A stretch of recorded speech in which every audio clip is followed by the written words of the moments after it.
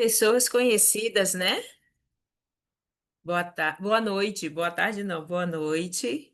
Eu sou a professora Mariane, estou aqui juntamente com outras professoras num outro curso dentro da AMA, que é Mulheres Desbloqueadas, e esse curso ele tem uma prática diferente. Ele tem dois momentos. Hoje é o primeiro momento, que é um momento onde a gente vai falar de alguns bloqueios emocionais que normalmente a pessoa tem, né? Mas aqui a gente vai falar especificamente da mulher.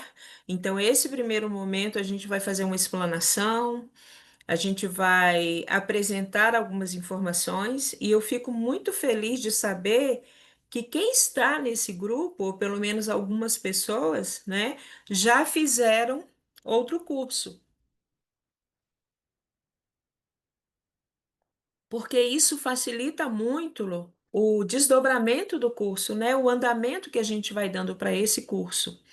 Porque isso facilita a nossa prática, facilita a maneira como a gente posiciona, a terminologia que a gente usa, tudo isso fica mais facilitado.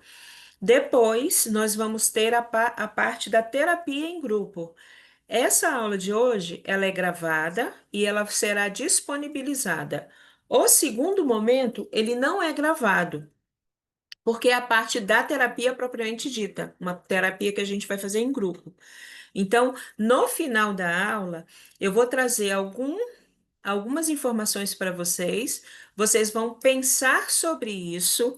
Eu vou esperar a aula ser disponibilizada no grupo para depois a gente marcar a parte da terapia. Quanto mais pessoas nós tivermos nesse grupo, né, mais mulheres nós tivermos, melhor. Então, eu tenho que dar esse tempo para as pessoas assistirem esse momento agora que vocês estão no presencial e depois a gente confirma essa data. Então, a coisa vai funcionar aí. Então, aí tá mais ou menos, né, um pouquinho das minhas experiências no campo profissional. Eu sou pedagoga e professora da Secretaria de Educação do Distrito Federal. Me formei em psicanalista clínica na SAPDH, em terapias mentais pela AMA. Na AMA eu não fiz só esse curso, né? Eu ponho só esse para não ficar muito repetitivo. Sou educadora política e social em gerontologia pela Universidade de Brasília, especialização em desenvolvimento humano e pessoal pelo Instituto Federal do Mato Grosso, e terminei um curso há pouco tempo de logoterapia no Instituto Freedom. Então, esse é alguma das experiências profissionais que eu tenho. Então, vamos lá. Eu coloquei o título dessa aula hoje, que eu nem chamo de aula, né? Porque a aula é quando a gente vai ensinar alguma coisa, e a gente não vai ensinar, a gente vai compartilhar, né? As nossas experiências à luz da psicanálise.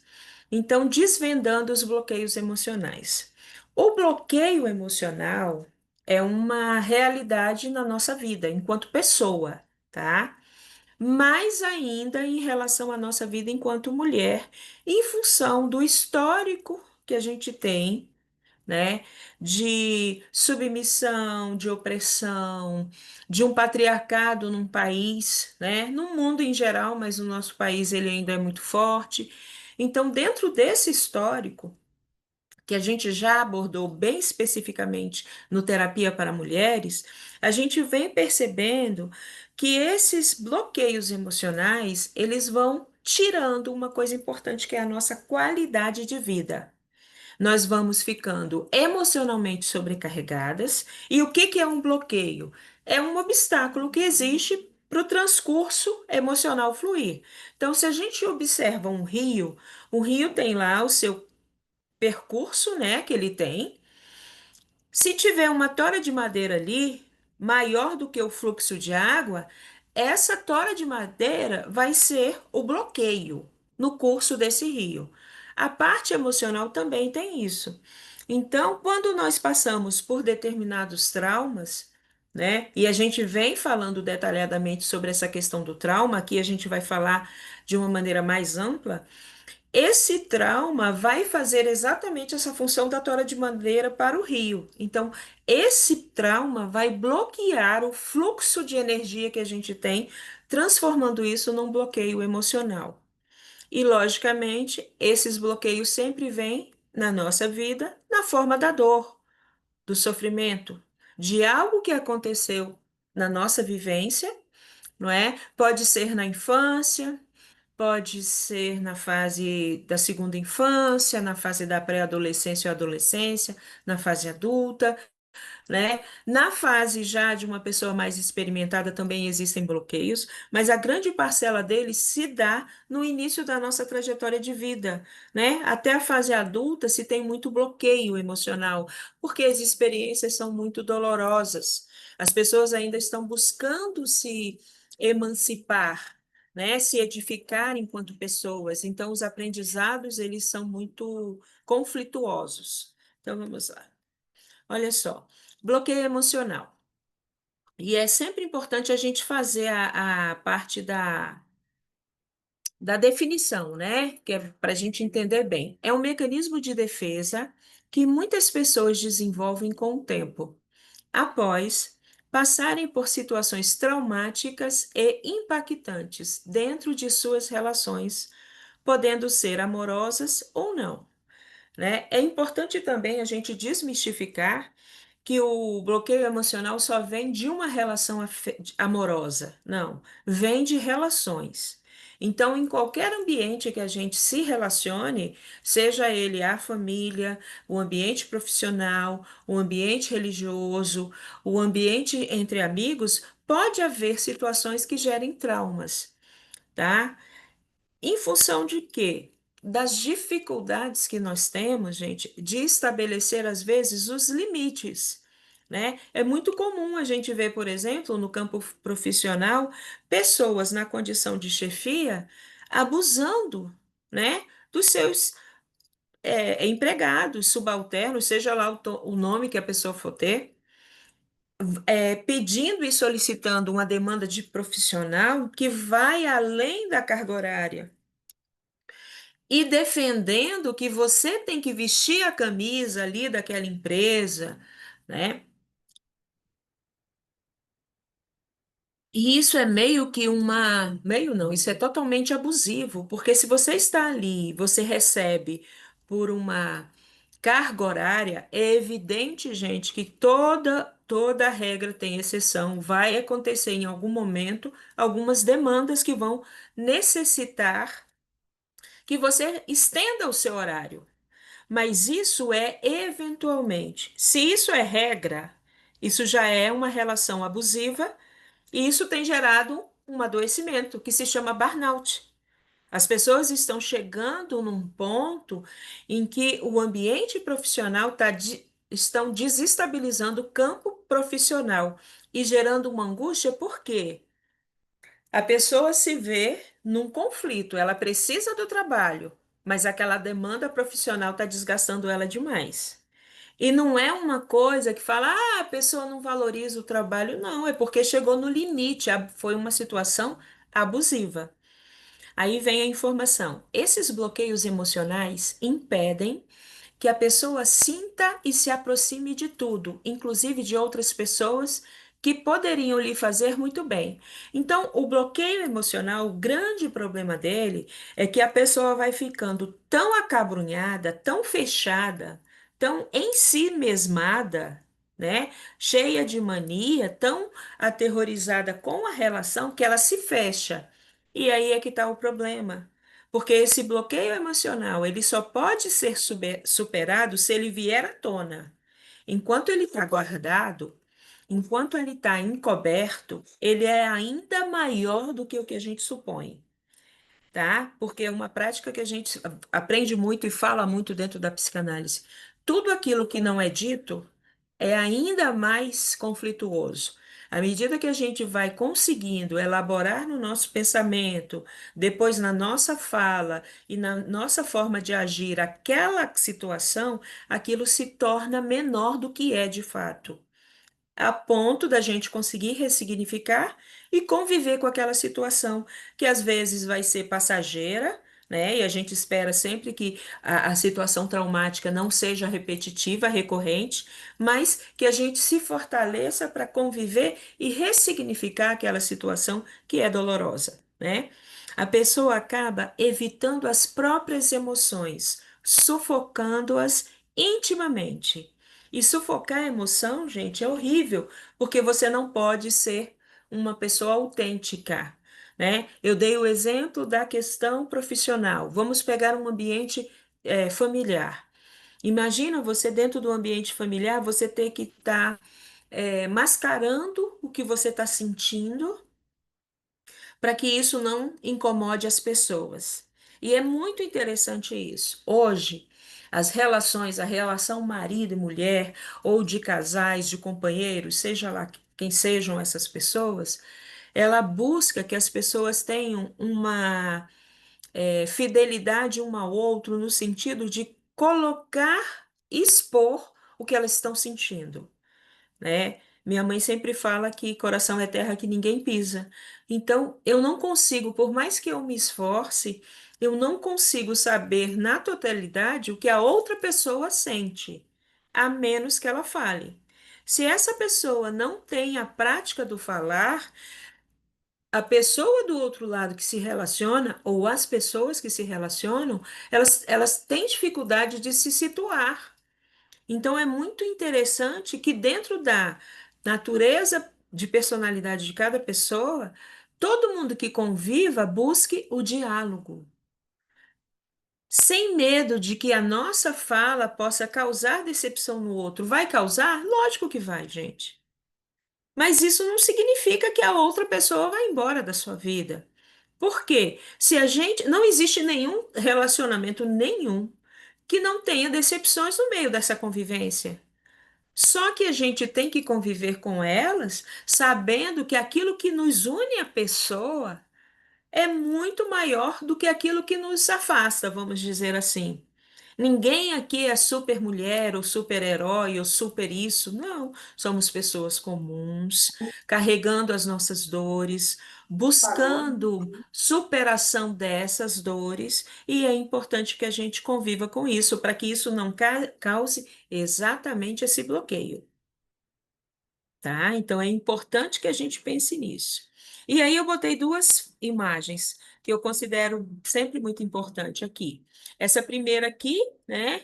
Você tem uma pessoa, uma mulher uma mulher muito jovem, numa situação de estar ali colocando os braços ali, sentada, numa situação de quem está aprisionada, né? Então o bloqueio emocional causa para gente um aprisionamento, né?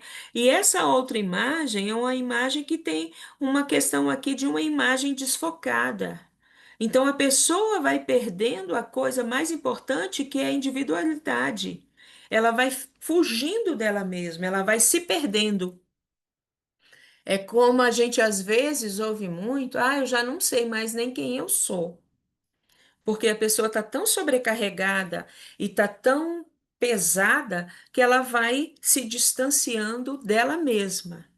E um equívoco grande que a mulher faz, comete, na tentativa de acertar, é achar que se ela for distanciando dela mesma, ela vai ao encontro do outro, na tentativa, às vezes, de salvar um casamento, de resgatar uma relação que está meio adoecida. Não. Resgatar a situação adoecida, relação adoecida, tem que ser um compromisso de ambas as partes.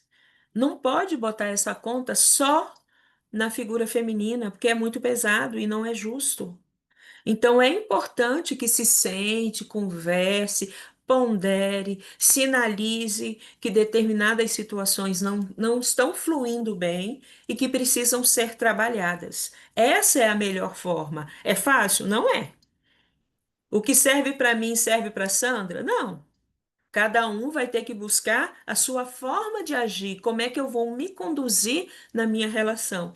E uma vantagem, creio eu que seja vantagem, embora nos sobrecarregue, é que a mulher, mais amadurecida que é no sentido emocional, pelo próprio processo de gestação, pela própria fisiologia da mulher, pelas demandas hormonais que a gente tem, pelo fato da gente, durante lá as 39 semanas, estar acolhendo um filho, ligada intimamente a ele, nutrindo ele do ponto de vista físico, mas também emocional, tudo isso faz com que a gente lide com as emoções de uma forma mais amadurecida.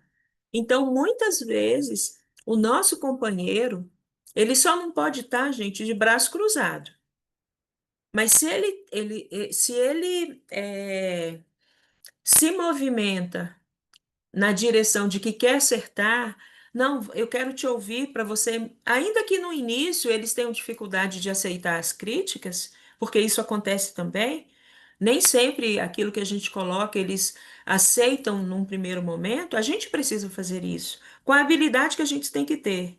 Não é no meio de uma discussão, a não ser que a coisa esteja muito já desgastada, mas é com paciência, com sabedoria, com firmeza, entendendo que aquela pessoa tem potencialidades que ela precisa exercitar também.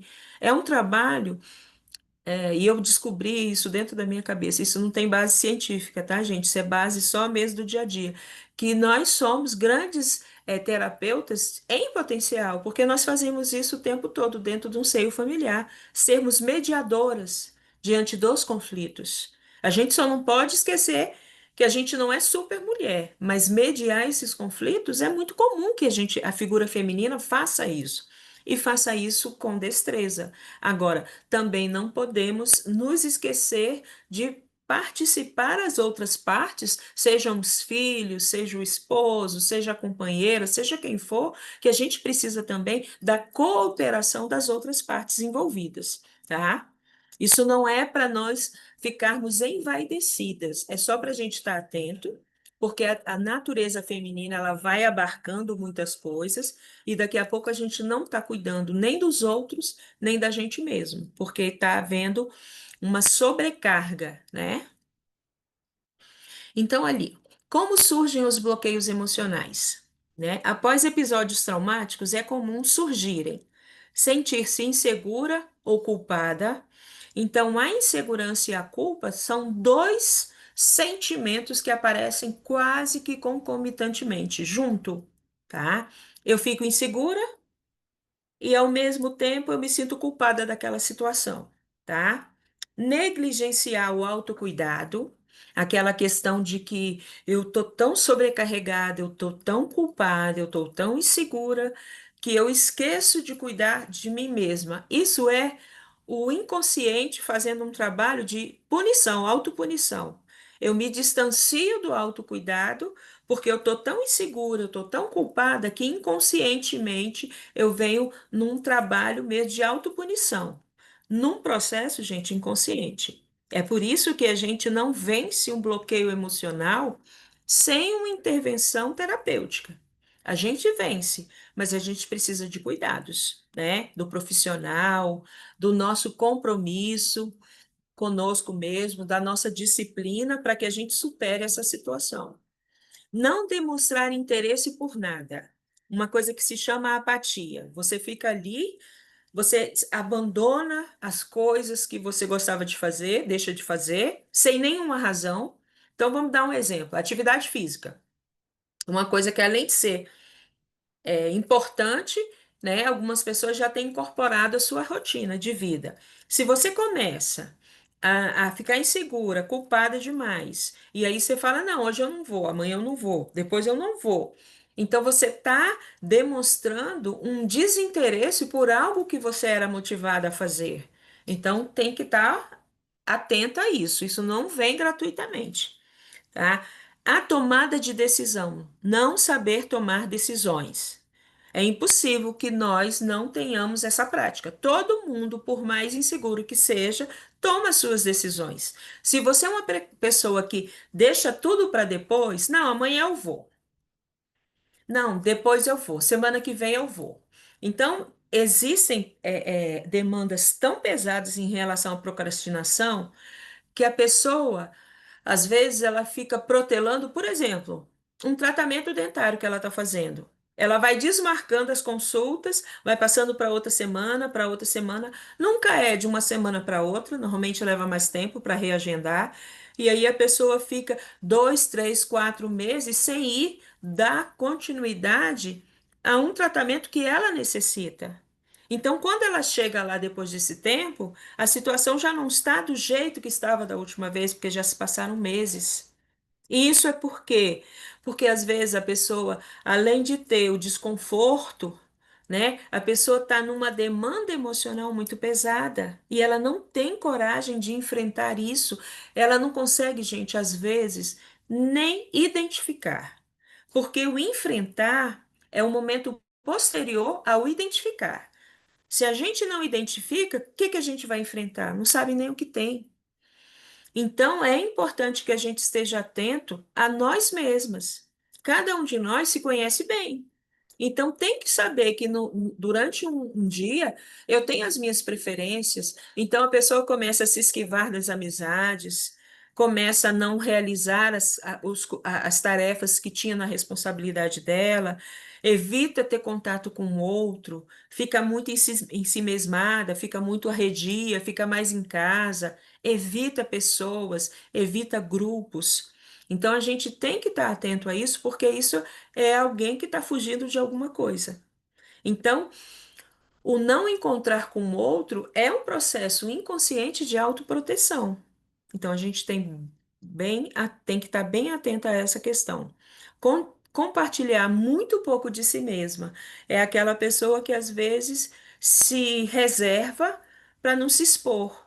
Então, vamos supor que seja um caso de violência doméstica, que esteja ali no âmbito da minha casa, né? Que só seja em relação. Não tem nem os filhos ainda, porque é um relacionamento, um casamento que está iniciando. E aí eu deixo de ir à casa da minha mãe, porque de repente eu estou impactada com aquela situação que eu estou vivenciando. Eu não quero dividir, eu não quero causar preocupação, mas eu também não é só a preocupação que eu não quero causar, eu não quero me expor. E aí, esse é o sentimento de quem está se sentindo culpada daquela situação, quando na verdade você é vítima, né? A gente não pode achar que a mulher, e eu estou dando um exemplo hipotético, né? Embora seja muito comum no nosso país, essa questão da violência doméstica, mas a gente não pode achar, mas você escolheu. Sim, você escolheu, você fez uma leitura equivocada. Isso é natural, gente. Não é por isso que você vai pagar. Tem que sustentar uma relação com um agressor.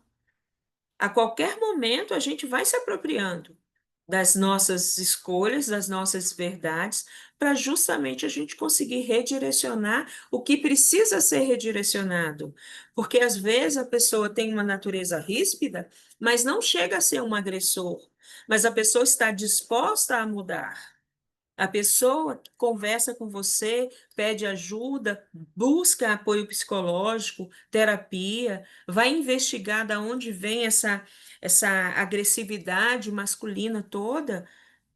Não significa que é para a gente desistir, mas a gente precisa ter noção de tudo isso. E se você se sente culpada e se fecha, fica muito mais difícil de você entender essa situação, entender essa demanda, né? Não é que você vai expor sua vida, de forma alguma. A gente tem sempre que se preservar, mas muitas vezes a gente não quer falar, mas porque a gente tem vergonha. A gente se sente é, frustrada, porque apostou lá, né, criou uma expectativa, mas nós somos passíveis de sermos transformados enquanto pessoas. Mas para isso tem que haver o empenho daquela própria pessoa que sinaliza uma agressividade um pouco mais potencializada. Se essa pessoa quiser, ela vai conseguir. Agora, você não é fada madrinha. Você não pode transformar uma pessoa que tem essa potencialidade se ela não quiser. Então, o movimento é individual. E é por isso que o diálogo dentro de uma família é muito importante. A gente dizer das nossas frustrações.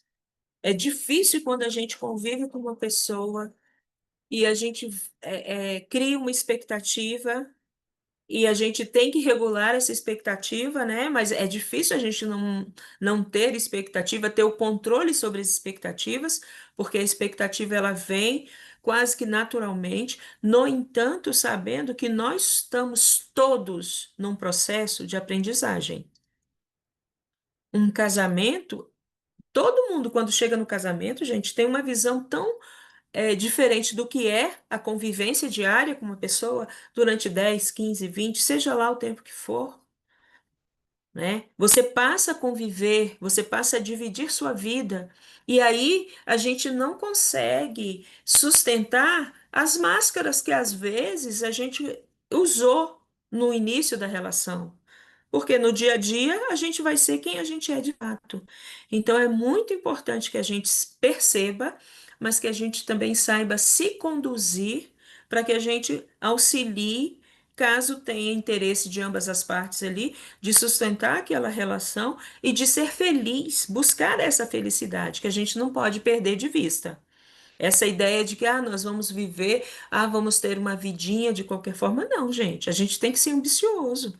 A gente, quando se propõe a viver com uma pessoa, a compartilhar a nossa vida com o outro, é para a gente ser feliz. Não é essa felicidade utópica que a gente vê de rede social, não. É felicidade íntima.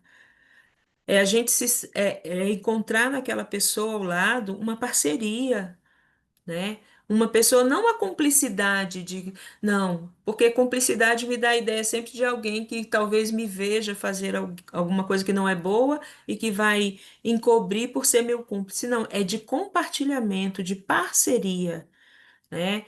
E para existir essa liga de parceria, tem que ter o quê? Maturidade para ouvir as críticas. Porque é a partir das críticas que a gente redireciona. Na teoria, gente, é fácil falar. Para agir assim, haja maturidade para todo mundo conseguir chegar nesse nível, mas é possível, tá? Então, é muito importante isso. Esses rótulos que a gente fala às vezes, todo casamento é assim, toda relação é assim. Isso é a coisa mais cruel, porque nem toda relação é assim. Existem pessoas que têm uma vida conjugal saudável, gente. Não é perfeita, mas saudável, boa, que vale a pena. Existem outras situações em que aquela relação não vai para frente, mas isso não significa que você tem que manter essa relação.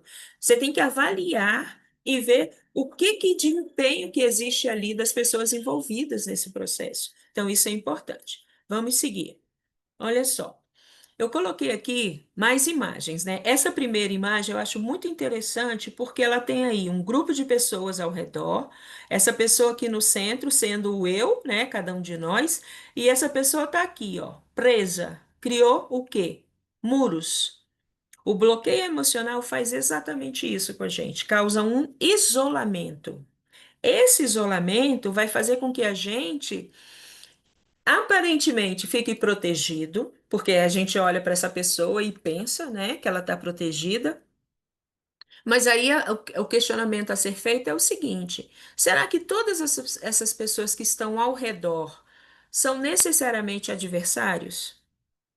Então, quando a gente está muito machucada, muito sofrida, a primeiro período que a gente passa até a gente se refazer é justamente esse recolhimento. A gente se afasta de tudo e a gente cria um muro ao redor para se proteger. Isso faz parte desse luto, que não é o luto de perder uma pessoa que faleceu, mas é o luto de se afastar, às vezes, de uma pessoa que estava fazendo muito mal para a gente. Isso também é uma forma de luto. Mas você não pode passar a sua vida toda aprisionada. E é enquanto você sente essa necessidade de estar aprisionada, é porque isso ainda está te machucando. E é por isso que a terapia faz a gente ressignificar. É quando você tem necessidade, sabe do que houve, mas não quer ficar aprisionada. Então, a frase que a gente tem aí da Amarantara é: em tempo de isolamento social, quando se isolam os afetos, estamos fadados à morte da alma.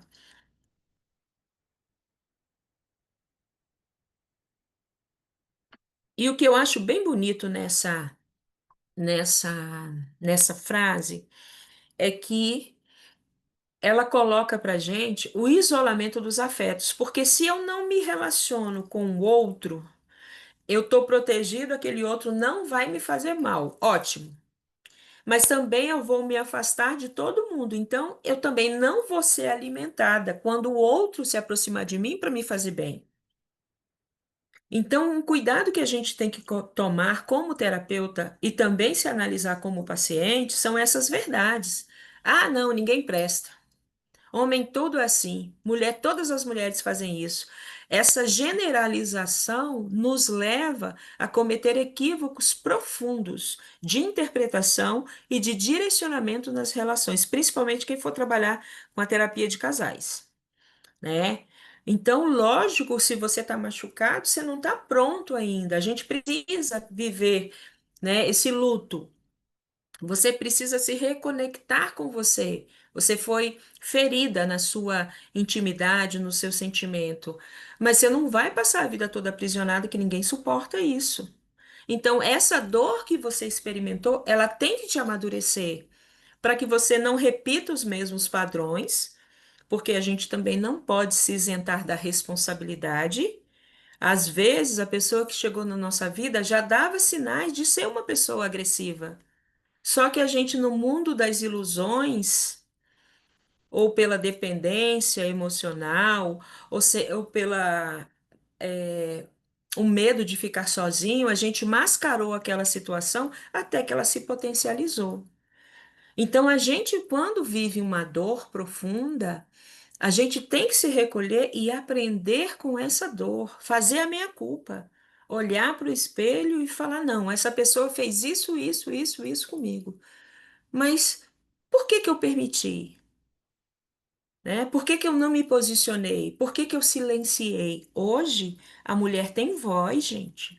A gente não pode, para ser agradável ao outro ou aos outros, né? Às vezes não é aquela pessoa que está com você, mas é a família da pessoa, na relação de sogra, de genro, de filhos, você vai mascarando situações e você não vai conseguir edificar nisso, a sua vida dessa forma, né? Desagradar pessoas também faz parte da convivência.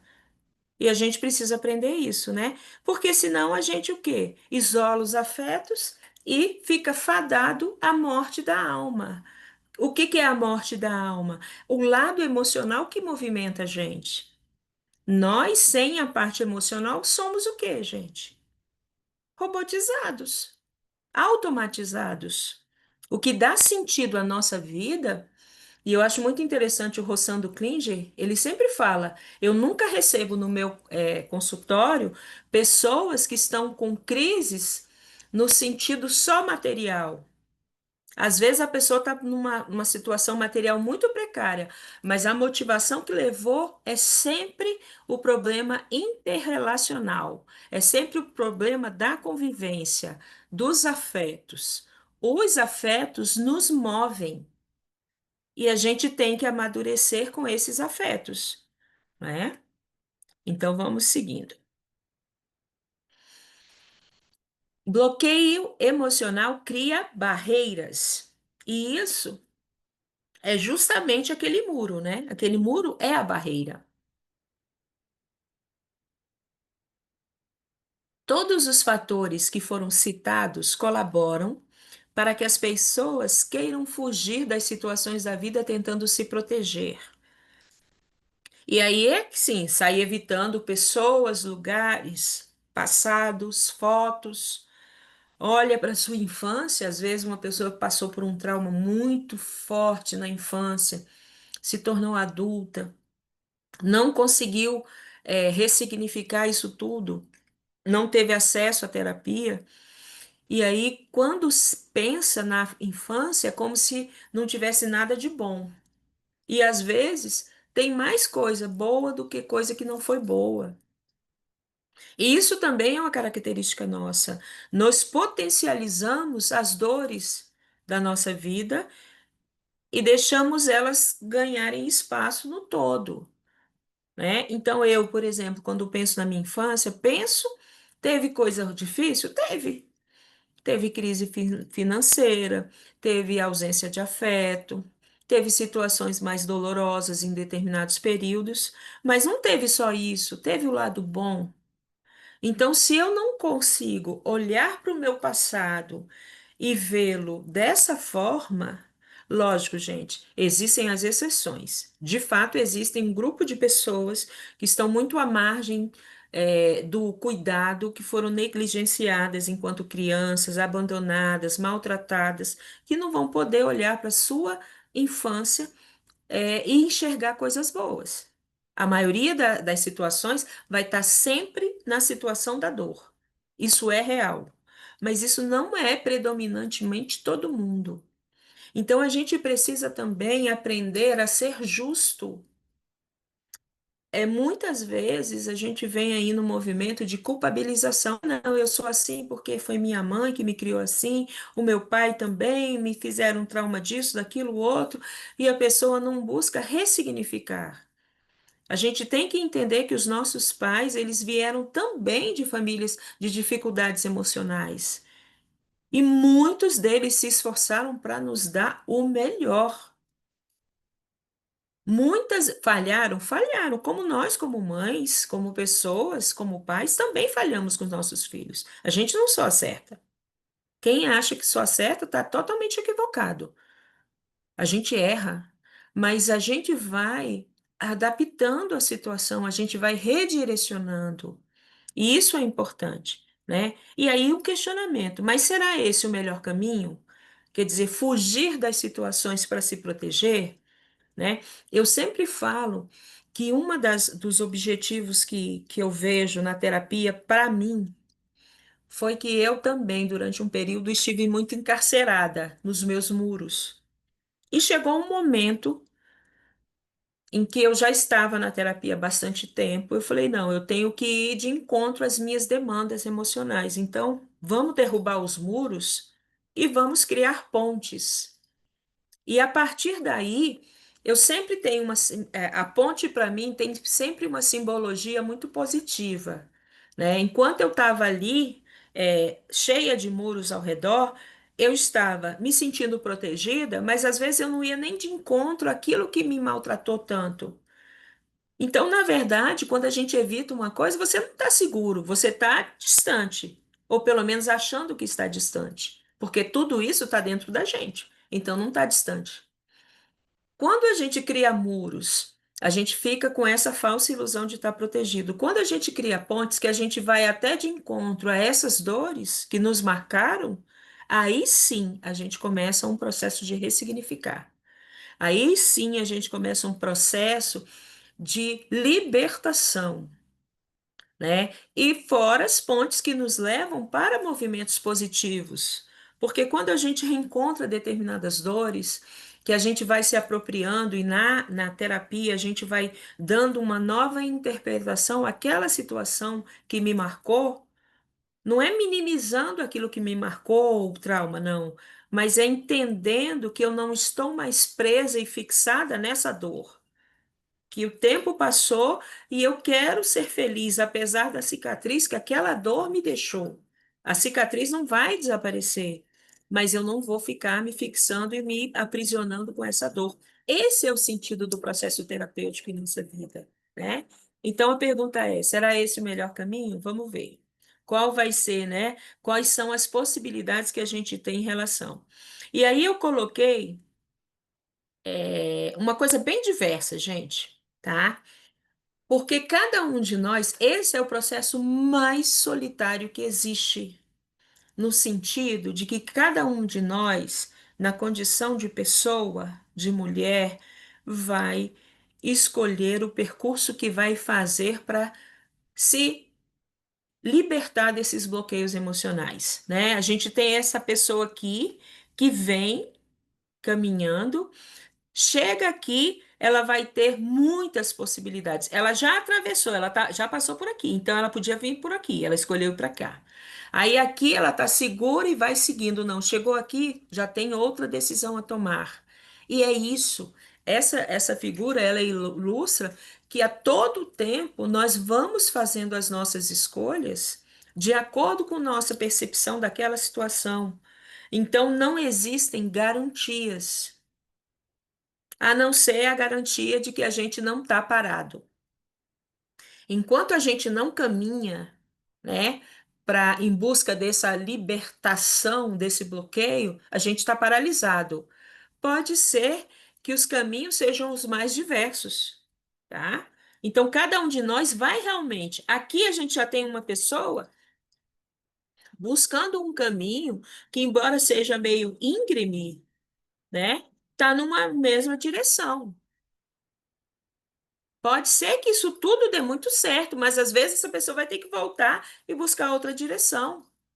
Às vezes a gente chega até parar para pensar, para repensar as nossas escolhas, né? Eu me lembro, essa semana eu tive com um colega, ele me mandou uma mensagem e eu já estava no magistério há mais de 15 anos e ele era o orientador educacional da escola que eu trabalhava à noite. E um dia ele falou: Ó, Mari, eu vou aplicar o teste de aptidão profissional para os meninos.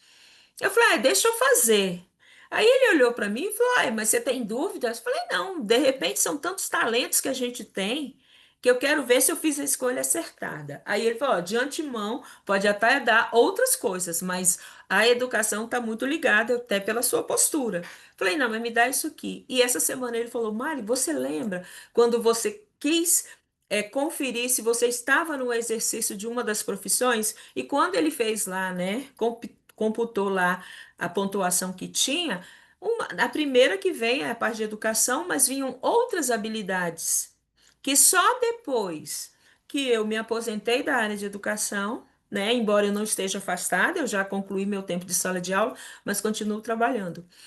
Eu venho despertando para isso, porque nós temos inúmeros talentos. Então é importante que a gente se dê conta disso, né? A gente vai ressignificando nossas vidas. Aqui, essa pessoa está de uma forma mais, parece mais leve. Para ela, o peso da caminhada está menos difícil. Essa outra aqui está num processo bem, eu acho que solitário mesmo, né? Tem uma paisagem imensa, uma perspectiva ampla, e ela está aqui pacientemente seguindo. Essa aqui tirou até o sapato, né? Que é uma coisa desconfortável, é elegante, mas um sapato desse tamanho para fazer uma caminhada e incomodar, e ela está se lançando, se aventurando. E é esse o movimento que a gente tem que fazer, se aventurar a querer realmente encontrar um caminho melhor, um caminho mais, vamos dizer assim, mais acertado para a gente. Não perfeito, porque não existe, né? Mas um caminho melhor, que traga para a gente situações de afeto mais prazerosas, né? De vida melhor. Então vamos lá. Aí vem o bloqueio emocional pode ser superado? Então, aqui, né, são os encaixes que a vida tem. Tem hora que a gente, é muito interessante. Meus netos gostam muito de fazer quebra-cabeça e eles fazem com muita propriedade. É uma geração já muito talentosa e meu genro estimula muito. E aí eu vejo que às vezes a gente não consegue nem enxergar qual é a peça que pode ali casar, né? A gente fica tateando, vendo o todo e não se observa os detalhes. E essa semana o meu neto mais novo falou assim: Vovó, ele me chamou Ele tem 5 anos. Vovó, vamos fazer quebra-cabeça? Eu falei: você já sabe. Não, vovó, eu te ajudo. Aí botou lá, virou as figuras. Vovó, vamos separar pelas cores. Aí foi separando. Eu sei que eu fiz uma parte. Mas ele fez quase que o quebra-cabeça todo num tempo muito rápido.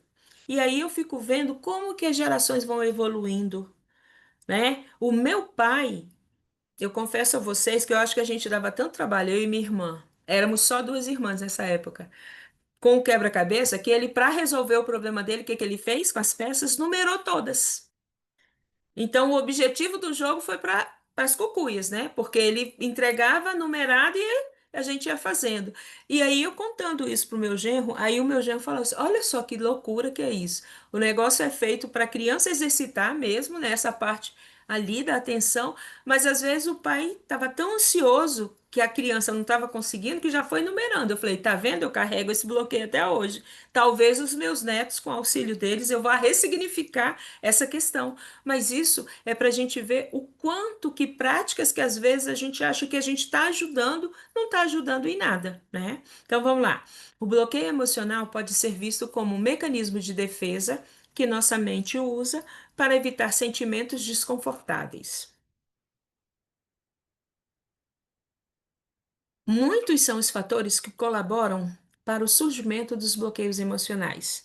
Então, os traumas, as experiências negativas não resolvidas, e aí vale a pena a gente falar sobre isso.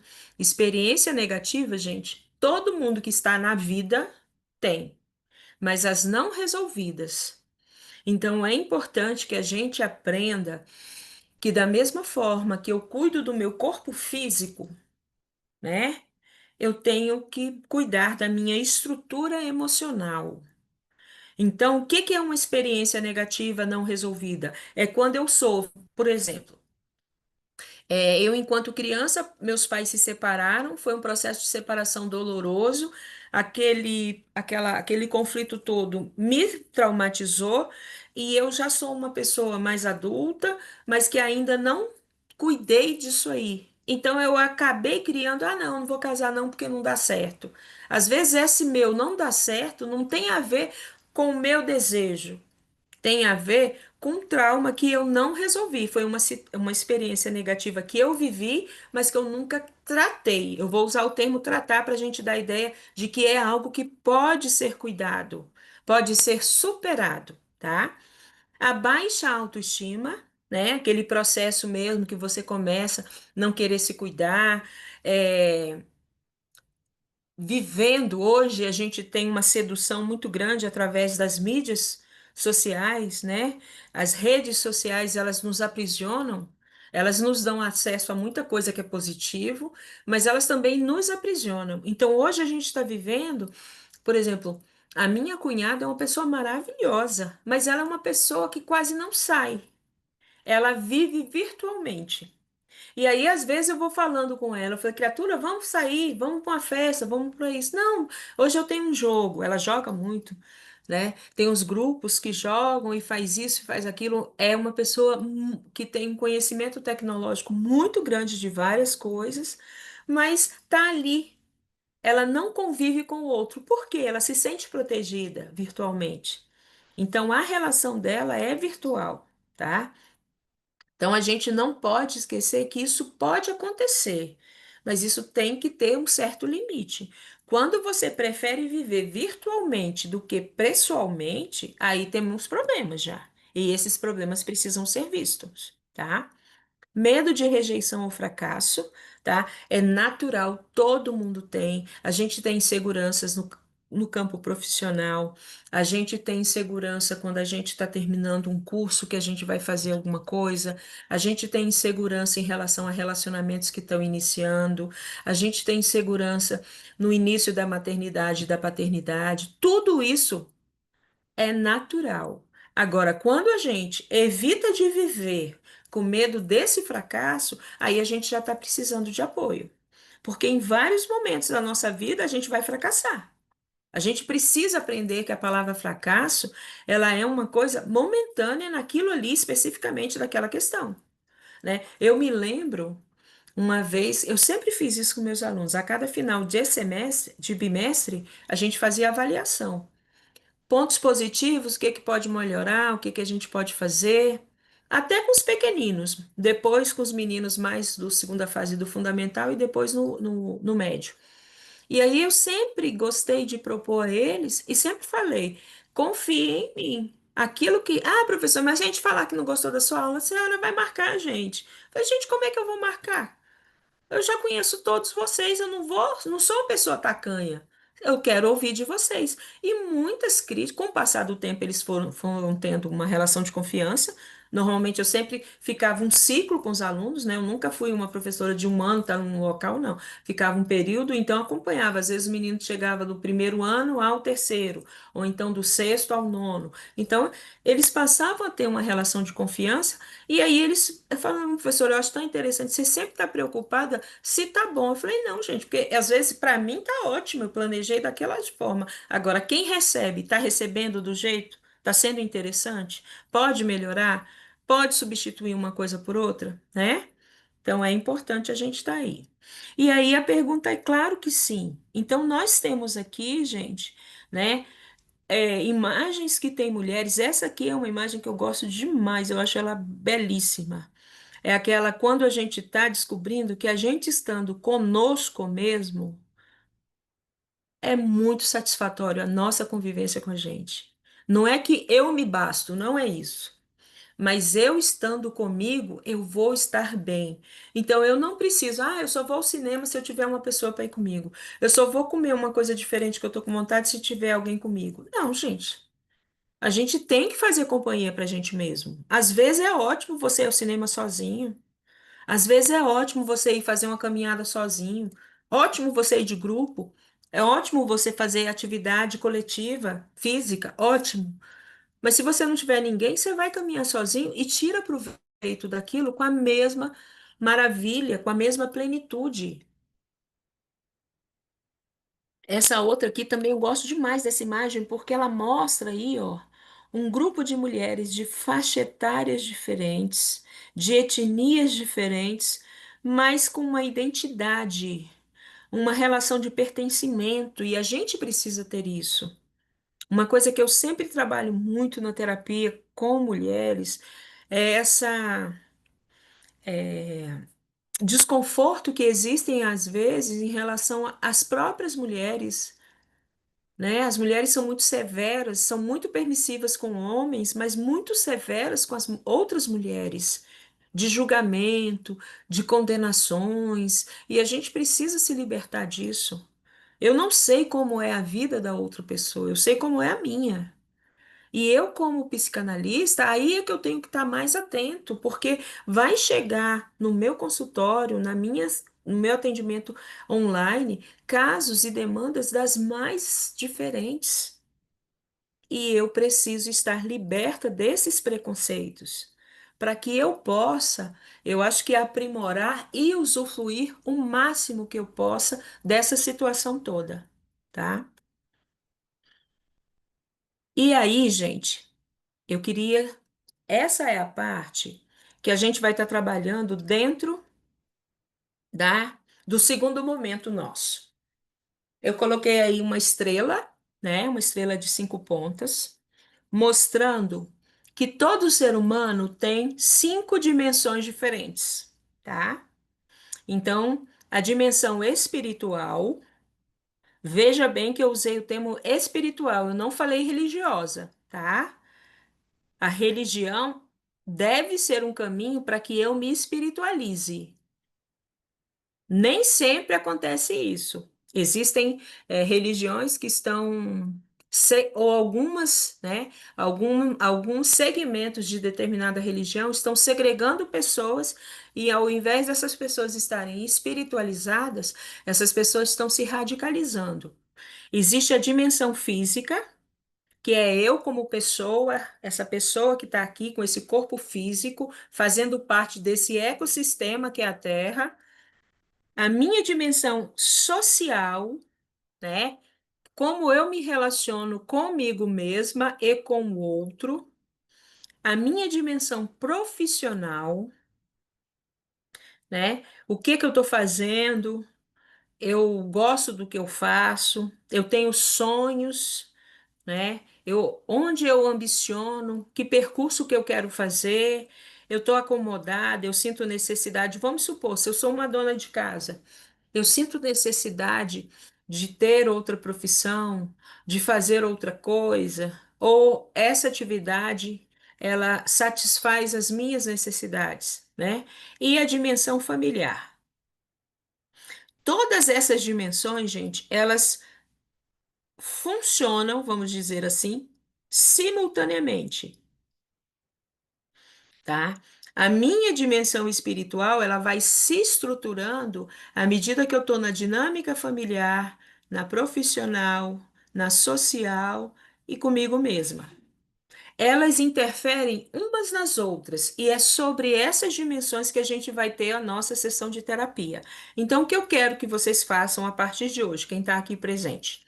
Vocês vão pensar como está a vida de vocês nesses 5 aspectos. Como eu, como pessoa, Mariane, estou espiritualmente. Como está a minha conexão com o Criador?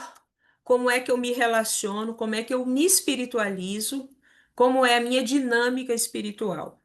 Né? A minha parte física, como é que está o meu organismo, meu corpo físico? A minha parte social, a minha convivência com os meus pares, né, nos ambientes que eu frequento socialmente, aí pode ser a sua igreja, pode ser o seu grupo de amigos, como é que você sai, o que que você faz, o que que você se possibilita. E aí, gente, você pode também pensar no que você tem ou no que você sente falta. Ou nas duas. Não, eu gosto de passear, mas atualmente eu estou vendo que eu não estou saindo tanto. Eu estou sentindo falta dessa parte social. Coloquem isso para vocês mesmos, anotem, que é sobre isso que a gente vai falar. Na dinâmica profissional, né? Às vezes a pessoa tá, como eu, tem uma profissão, né, de formação e fiz uma transição de carreira, que eu ainda falo que eu estou fazendo, eu estou na transição mesmo, né? E aí vão aparecendo quais são os sonhos que a gente tem. E nessa dinâmica familiar, como é que anda a minha dinâmica familiar, essa dimensão familiar? E aí você pode posicionar o seu núcleo familiar, né? E aí o núcleo da onde você veio.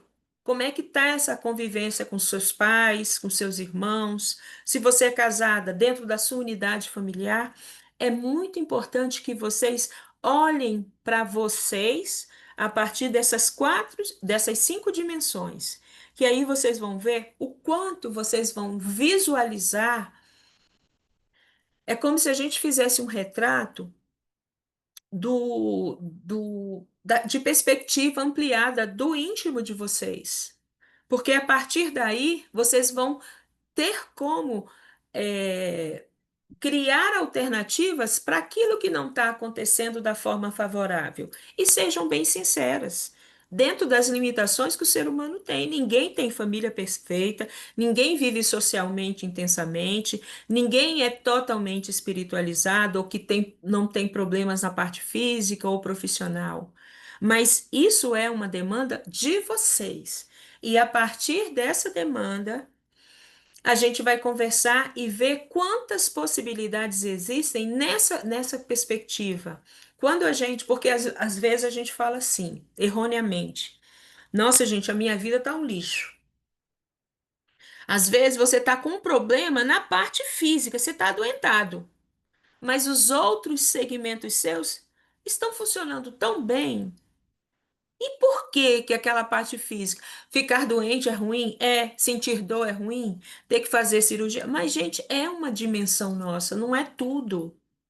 Às vezes a gente tem conflitos familiares, crises familiares, e o interessante, como elas se interrelacionam, quantas vezes, para a gente melhorar a questão familiar, a gente vai na dimensão espiritual. Quantas vezes, para a gente melhorar a parte profissional, a gente tem que melhorar na nossa parte social, melhorar a forma como a gente trata as pessoas, ser mais cortês, mais pacientes. Por quê? Porque é como se eu sempre falo, né, que essa dimensão é como se eu sempre visualizo assim, é como se fosse a cabeça, os braços e aqui as pernas, para que a gente caminhe nessas dimensões. Né? E é muito importante a gente se ver com essa perspectiva. A partir daí, a gente vai percebendo que os problemas às vezes acontecem de ter de mais de uma dimensão dessa, adoecida, problemática, fragilizada, mas não o suficiente para falar que está tudo muito ruim. Então é importante que a gente verifique isso, ok? E por hoje a gente encerra. Gostaria só de ver com vocês. Acho que deu o tempo certinho, nosso. Se vocês querem falar alguma coisa.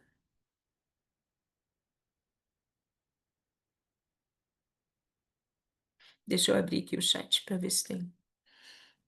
Ó, foi Sandra que colocou. Seria correto dizer mais do que diálogo é necessário comunicação? Porque sempre tem um que fala e o que o outro entende. A arte de se comunicar bem é um desafio. Perfeito, exatamente isso, né?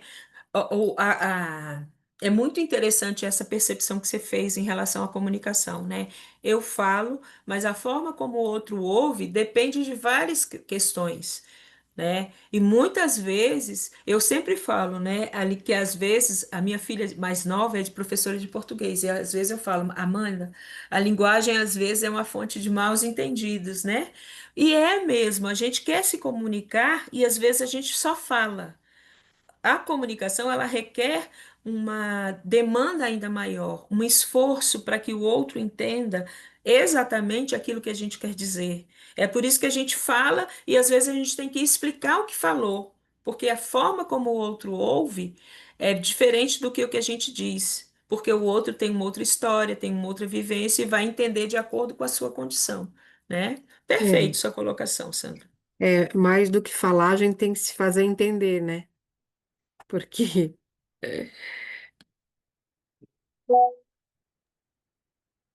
Então é isso, gente. A gente fica por aqui e aí eu vou dar o tempo que precisa, vou colocar o material lá no grupo, vou esperar essa filmagem ser disponibilizada e aí a gente faz o próximo encontro, ok? Eu queria muito agradecer a presença de vocês, né? E dizer que estamos aqui para mais esse desafio, tá bom? Um abraço a todas. Tchau, gente.